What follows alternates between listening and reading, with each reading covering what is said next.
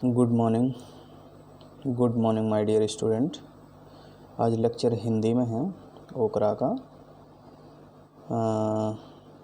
ओकरा की वैज्ञानिक उत्पादन तकनीक पार्ट 2। इसमें पहले वाले पार्ट में हमारा न्यूट्रिएंट्स एंड फर्टिलाइज़र और वैराइटीज़ तक इसमें कंप्लीट हो गया था। आज अपन उसके आगे कंप्लीट करेंगे। तो आज अपन जितना बचा हुआ है उसे कंप्लीट करेंगे। ये बीएससी थर्ड सेमेस्टर के लिए है और अपन स्टार्ट करते हैं। नेक्स्ट स्लाइड आती है हमारी।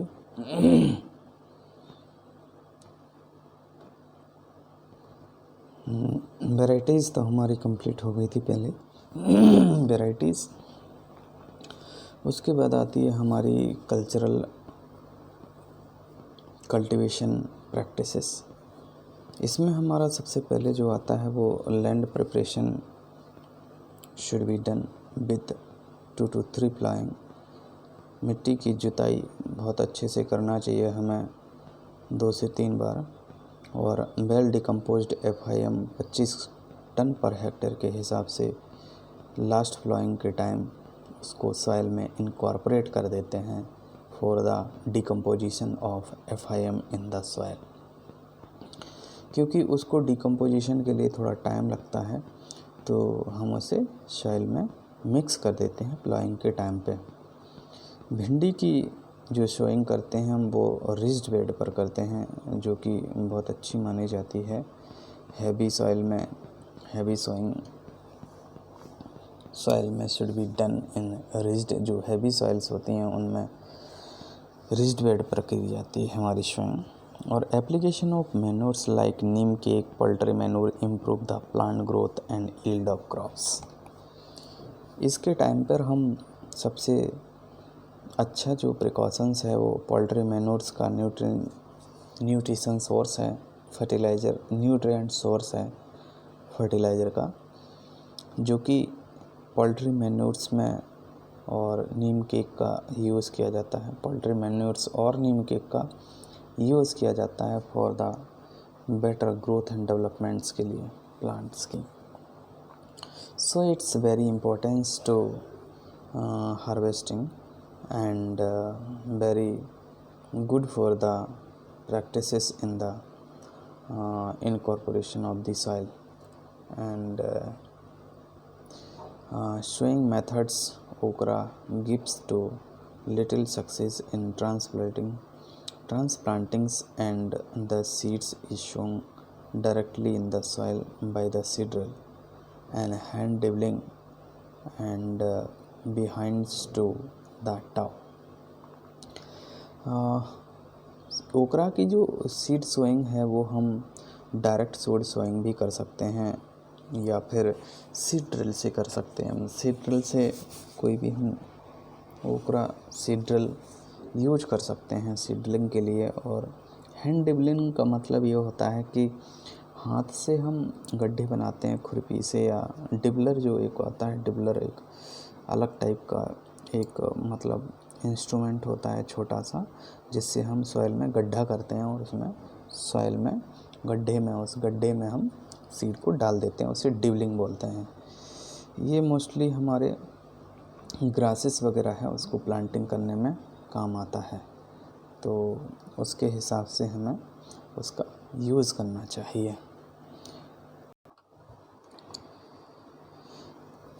और अगली मेथड आती है हमारी ब्रॉडकास्टिंग मेथड। ब्रॉडकास्टिंग मेथड में हमें ज़्यादा यूज़ नहीं करना चाहिए। इसमें हमारा क्या होता है कि सीड रेट ज़्यादा लगता है, क्योंकि इसमें ब्रॉडकास्टिंग होती है तो प्लांटिंग स्पेसिंग हमारी मेंटेन नहीं हो पाती है, जिससे हमारे प्लांट्स को काफ़ी दिक्कत होती है। आपको हार्वेस्टिंग करने में भी दिक्कत होती है और उसमें कोई भी इंटरकल्चर ऑपरेशन करने में, जैसे इरिगेशन करना है, गुड़ाई करनी है, बीडिंग करनी है, कोई स्प्रे करना है, तो उसमें हमारे स्पेसिंग की बहुत प्रॉब्लम आती है। और प्रॉब्लम को बचाव के लिए हमें सबसे पहले इसमें स्पेसिंग मेंटेन करना चाहिए, जिससे प्लांट की भी बहुत अच्छी ग्रोथ होती है और स्पेसिंग भी मेंटेन रहती है।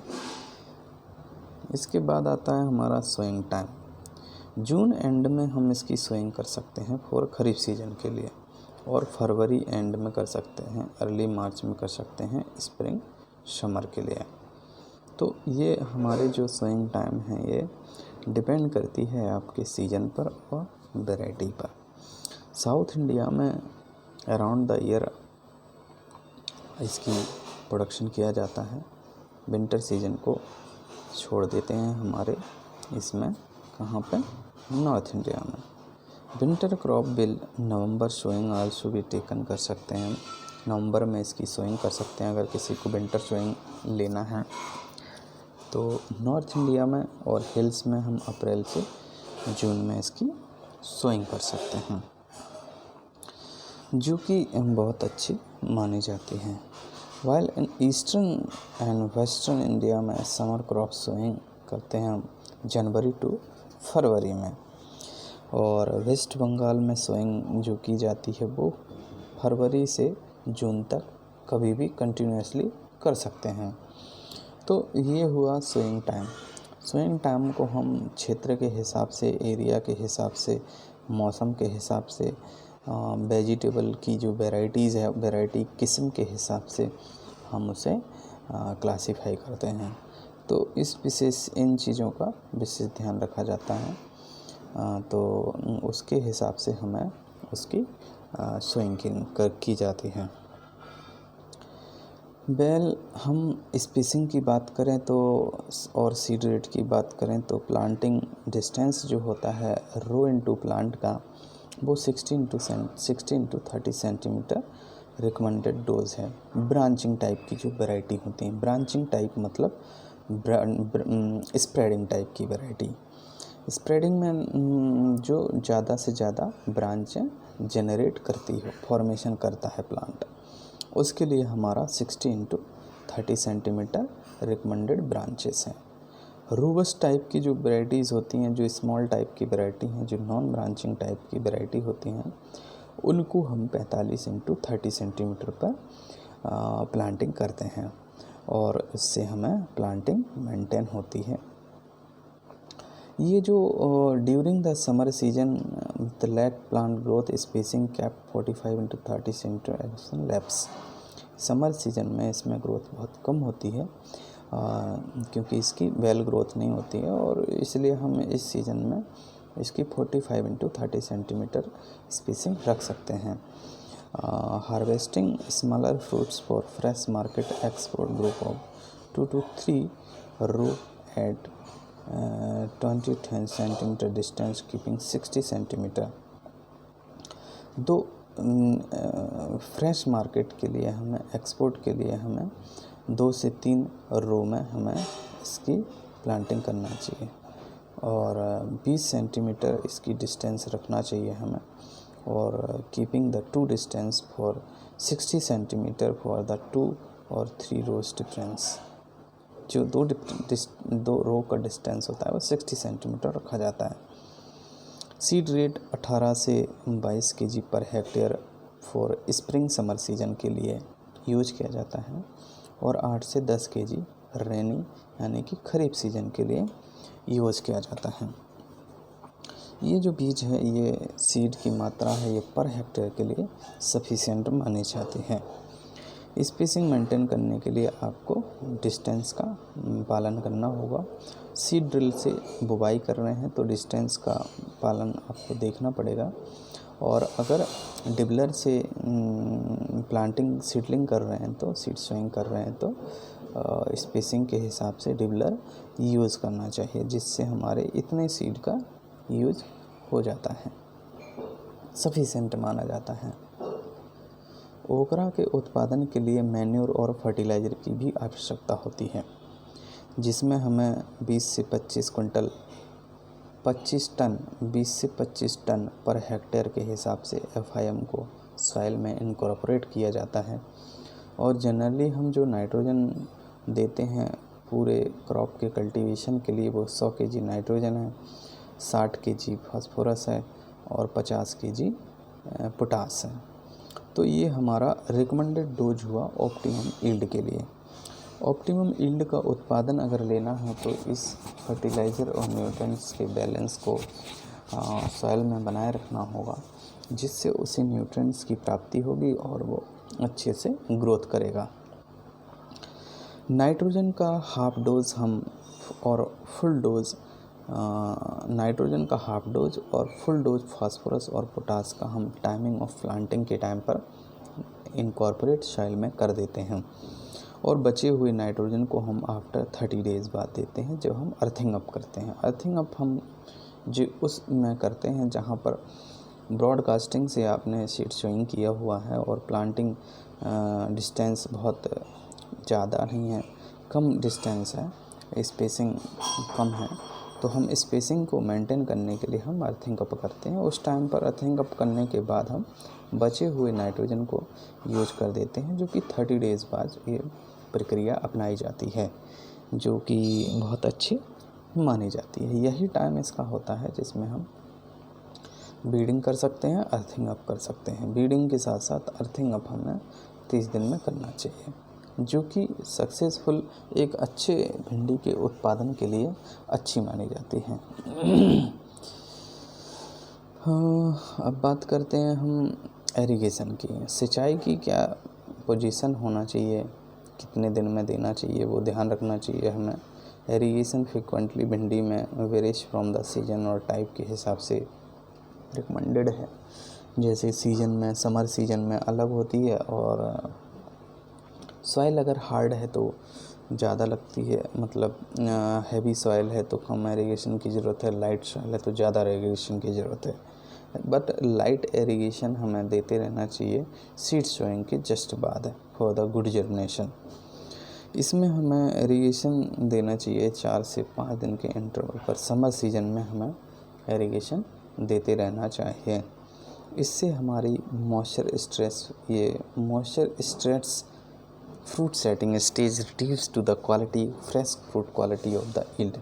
अगर हमारा मॉइस्चर स्ट्रेस सॉइल में होगा तो प्लांट में फ्रूट्स की क्वालिटी और यील्ड पर बहुत गलत प्रभाव पड़ता है। Normally irrigation adapting the furrow method का यूज़ किया जाता है हम एरीगेशन करने के लिए। तो इस बात का हमें विशेष ध्यान रखना है कि एरीगेशन को सही टाइम पे देना है, सही मात्राओं में देना है।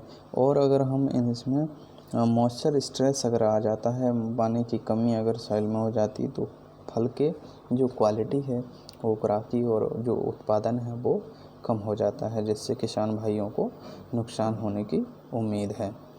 इससे हमारे बच्चों को ये समझना चाहिए, स्टूडेंट को, कि टाइमली इरिगेशन करना बहुत ज़्यादा ज़रूरी है।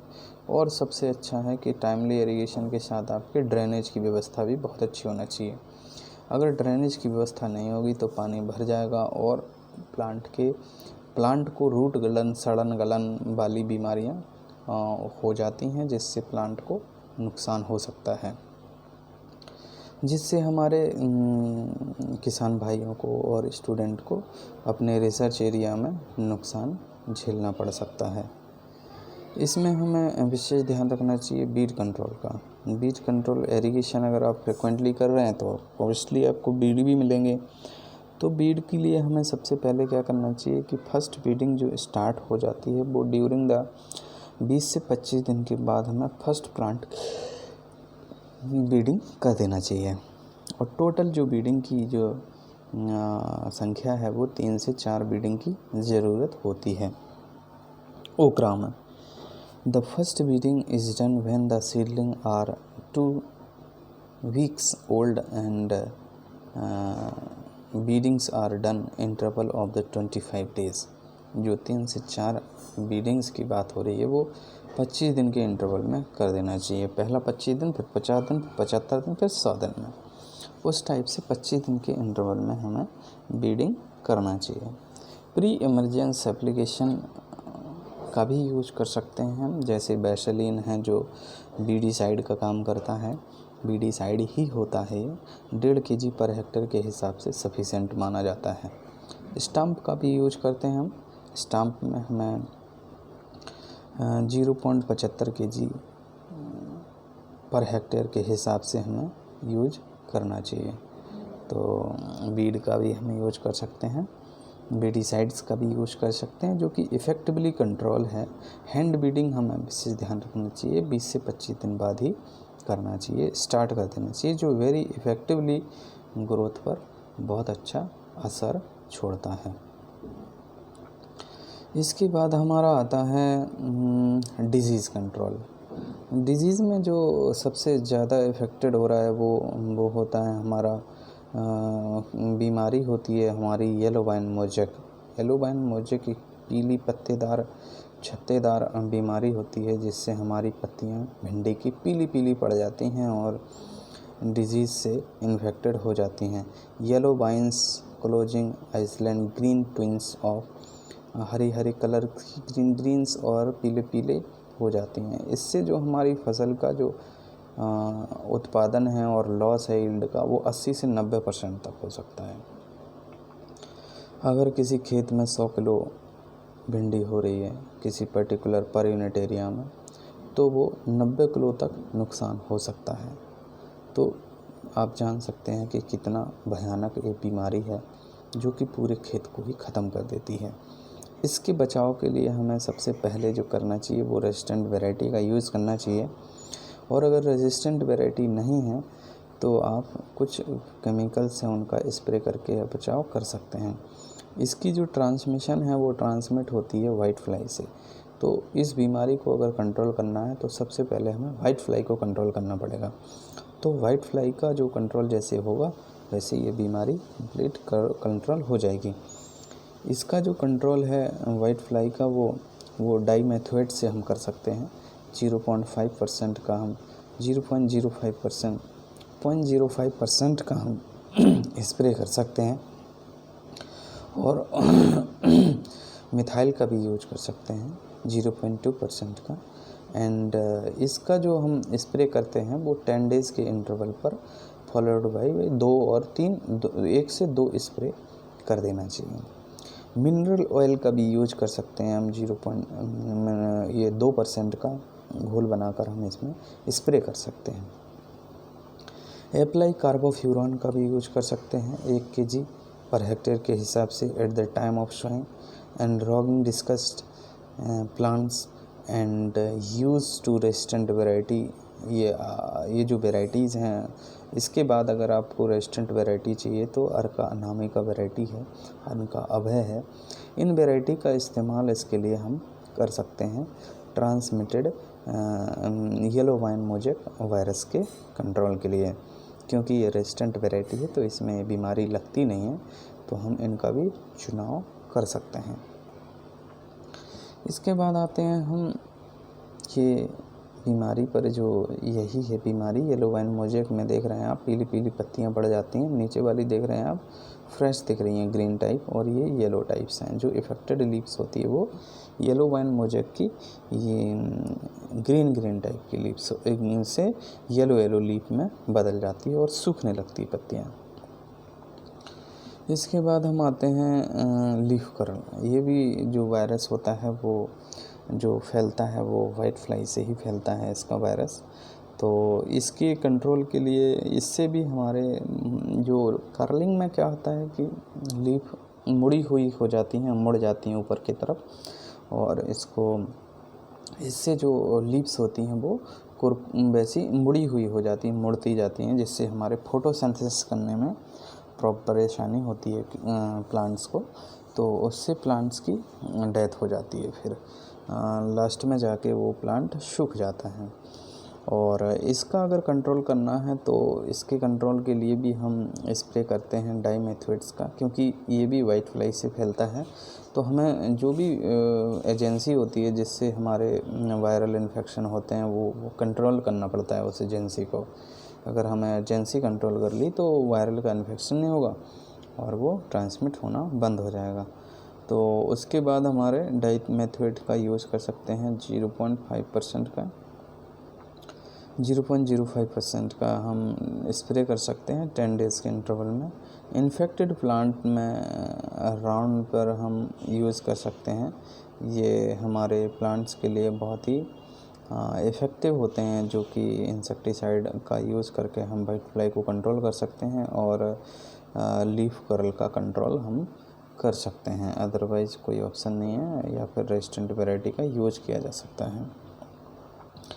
ये जो डिजीज़ के बाद हमारी आती है कुछ बीमारी, इंसेक्ट भी आते हैं, जिसमें हमारा सूट एंड फ्रूट बोरर एक बहुत ही ख़तरनाक टाइप का इंसेक्ट होता है, जो कि प्लांट के फल के अंदर जाके फल को अंदर से इन्फेक्टेड कर देता है और उसको सड़न गलन पैदा कर देता है। ये ह्यूमिड कंडीशन और रेनफेड कंडीशन की रेनफॉल कंडीशन में ज़्यादा होता है। रेनफॉल मतलब जहाँ पर बारिश ज़्यादा होती है, रेनफेड मतलब जहाँ पर बारिश नहीं होती है। तो हमारे लिए ये कंडीशन आती है रेनफॉल कंडीशन में। तो जहाँ ज़्यादा बारिश होती है वहाँ इसका अटैक बहुत ज़्यादा होता है। इसके कंट्रोल के लिए हमें क्यूनाल्फास का 2 ml पर लीटर के हिसाब से वाटर के हिसाब से पर लीटर वाटर के हिसाब से हमें स्प्रे करते रहना चाहिए, या फिर कार्बोरिल का भी यूज कर सकते हैं 4 ग्राम पर लीटर के हिसाब से। इफ़ेक्टिवली कंट्रोल है पेस्ट के लिए। सोइंग स्प्रे भी कर सकते हैं इफेक्टेड प्लांट्स के लिए। ये हमारा इंसेक्ट है जो फ्रूट बोरर और शूट बोरर का यूज़ किया जाता है। फ्रूट बोरर और शूट बोरर है, जो कि हमारे जो आपको कैटरपिलर दिख रहा है ये उसी का है, बोरर का, और जो फ्रूट के अंदर घुस के फ्रूट को खा जाता है अंदर से और सड़न गलन पैदा कर देता है, जिससे इसकी मार्केटिंग वैल्यू ख़त्म हो जाती है फ्रूट्स की। उसके बाद आती है वाइट फ्लाई। वाइट फ्लाई को कंट्रोल करने के लिए हमने पहले भी बताया कि कार्बोरिल का यूज़ कर सकते हैं, डाइमेथोइट्स का यूज़ कर सकते हैं, और कार्बोफ्यूरॉन का भी यूज कर सकते हैं। कार्बोफ्यूरॉन का हम 1 kg पर हेक्टेयर के हिसाब से टाइम ऑफ सोइंग पर इसका यूज किया जा सकता है, और 4 से 5 फोलियर स्प्रे डाइमेथोइट्स के किए जा सकते हैं। मेटासिस्टॉक्स ऑफ नोमाक्रॉन का यूज़ किया जाता है, जो कि अलग अलग डोज है। डाइमेथोइट्स का 0.05%, मेटासिस्टॉक्स 0.02%, नोमाक्रॉन का 0.05% का यूज किया जा सकता है। ये 10 डेज के इंटरवल में इफ़ेक्टिवली कंट्रोल वाइट फ्लाई को करता है, और उसमें हमारे प्लांट इफ़ेक्टेड हो जाते हैं।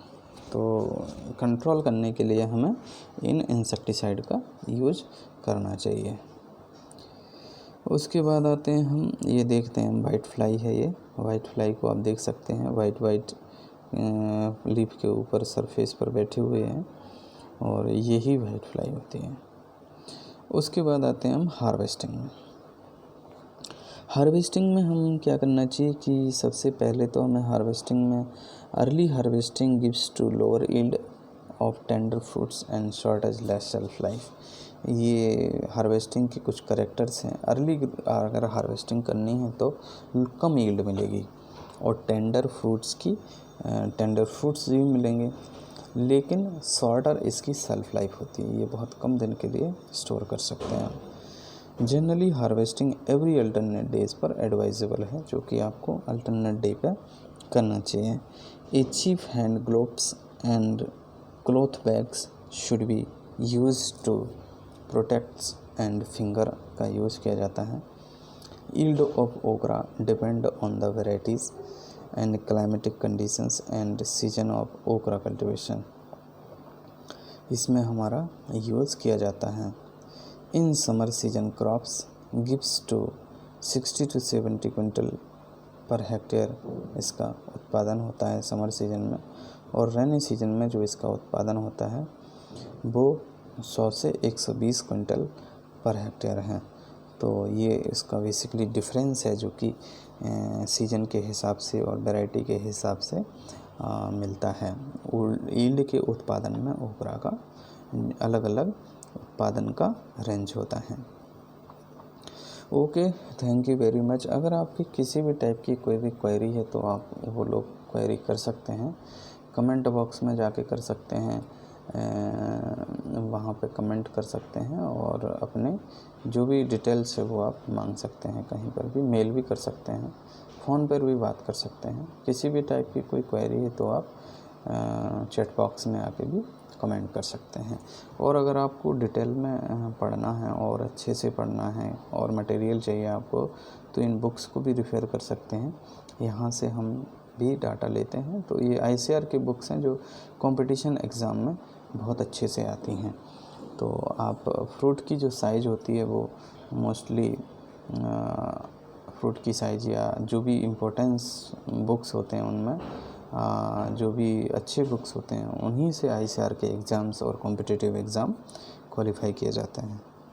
ओके, एनी क्वेरी हो अगर आपकी तो आप कमेंट बॉक्स में आके कमेंट कर सकते हैं। Okay, thank you very much.